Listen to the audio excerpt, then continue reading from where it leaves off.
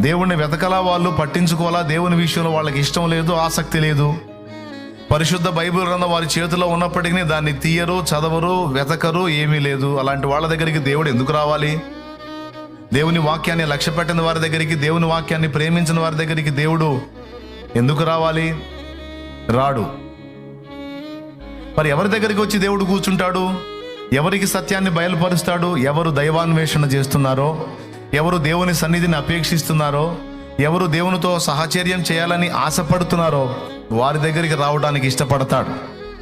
వాళ్ళు ఎక్కడున్నా, ఏ ప్రదేశంలో ఉన్నా, ఏ స్థలంలో ఉన్నా వాళ్ళకి తెలియబడాల్సినటువంటి విషయాలు తెలియజేయడానికి దేవుడు ఆసక్తి కలిగి ఉంటాడు. ఇది వాస్తవం అని నపుంసకుని గాథ నిరూపిస్తుంది బైబిల్లో. ఈ నపుంసకుడు రథం మీద పోతా ఈయన ఎవరి గురించి చెప్పాడు అని చదువుతున్నాడు, ఒత్తిడికి గురవుతున్నాడు. ఆయన ఎవరు అని.